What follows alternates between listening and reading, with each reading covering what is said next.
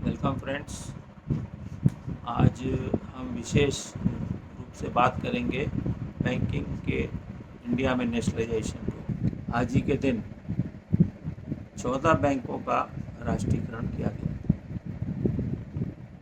और ये एक ऑर्डिनेंस के द्वारा किया गया था।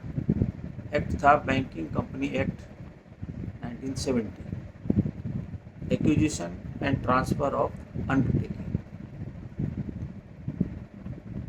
इसका जनक अगर हम कहें तो थे एम नरसिम्हा, परंतु ये पहला नेशनलाइजेशन नहीं था। इससे पहले 1949 में आरबीआई को गवर्नमेंट ने नेशनलाइज किया था और वो था RBI act transfer to public ownership 1948। अभी इन दोनों में थोड़ा सा फ़र्क है, ये एक लंबा इशू है। ये एक्विजिशन और यहाँ ट्रांसफ़र टू पब्लिक है, इस पर हम लोग अलग से बात करेंगे। उसके बाद ये क्रम रुका नहीं। 1980 में 6 और बैंकों का नेशनलाइजेशन किया गया। उसके बाद अभी बैंकों को और मजबूत करने के लिए मर्जर किए गए, मगर इन सब का जो मकसद था वो ये था कि बैंकों का रोल जो देश की नीतियाँ हैं उसके अनुरूप आर्थिक विकास में कुछ ज़्यादा होना चाहिए, और वो तभी सुनिश्चित हो पाएगा जब इनका राष्ट्रीयकरण किया जाए।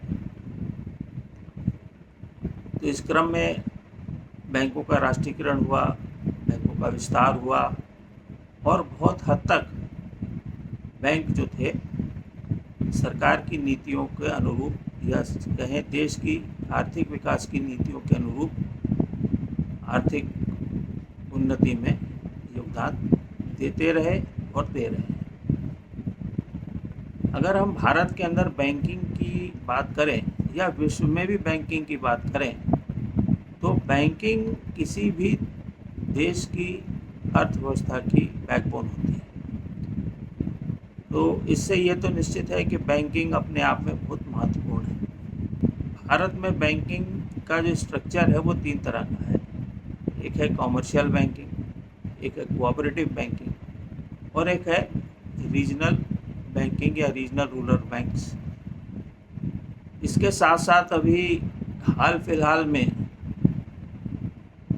भारत के अंदर बहुत सारे प्राइवेट और फॉरेन बैंक्स भी ऑपरेट कर रहे हैं, और इन सब का जो मकसद हुआ है वो यही है कि हमारी अर्थव्यवस्था को ग्लोबली कैसे हम और ज़्यादा मजबूत करें, और इसके साथ साथ जो सबसे अंडर प्रिविलेज्ड हैं, अनबैंक्ड एरिया हैं, रूरल एरियाज़ हैं, वहाँ तक भी बैंकिंग पहुँचे। क्योंकि आज के समय में जबकि हम देख रहे हैं हर ओर इस बात की चर्चा है कि हम ज़्यादा से ज़्यादा लेन देन डिजिटली कर रहे हैं, तो बैंकों की ज़रूरत और भी ज़्यादा इम्पॉर्टेंट हो जाती है। और यहाँ ये बताना, उल्लेख करना बहुत आवश्यक है कि ये जो प्राइवेट बैंक्स आए, इन्हीं की वजह से एक हम कह सकते हैं बैंकों में तकनीकी क्रांति भी आई। आज के दिन अगर हम बात करें तो जब ये बैंक नेशनलाइज हुए थे उस समय भी लगभग, जैसा डाटा बताता है, 50 करोड़ से ज़्यादा का इनका रिज़र्व था, और आज भी बैंक काफ़ी मजबूत स्थिति में है। और अगर हम 3 बड़े बैंकों की बात करें तो एसबीआई, पीएनबी, बीओबी, ये हिंदुस्तान के बहुत मजबूत बैंकों में से हैं। कभी कभी ये भी बहस होती है कि क्या बैंकों का नेशनलाइजेशन सही है या गलत है।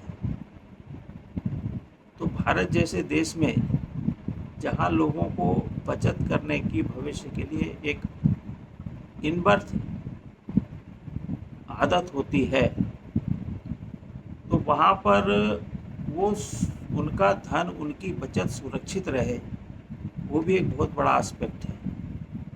और परोक्ष रूप से जो नेशनलाइज्ड बैंक होते हैं ये सरकारी बैंक होते हैं, सरकार इसकी परोक्ष रूप से जिम्मेदारी लेती है। इसके साथ ही जो जैसा मैंने कहा कि जो अनबैंक्ड एरियाज़ हैं, रूरल एरियाज़ हैं और जहाँ तक अंडर प्रिविलेज्ड क्लास है जिसको बैंकिंग बहुत आसानी से उपलब्ध नहीं होती है, उन तक अगर चीपर कॉस्ट पे बैंकिंग को ले जाना है तो आज भी इसकी आवश्यकता उतनी है जितनी उस समय थी। तो इसी के साथ मैं बैंकिंग के ऊपर थोड़ा सा और आपको 1-2 दिन में बताऊंगा।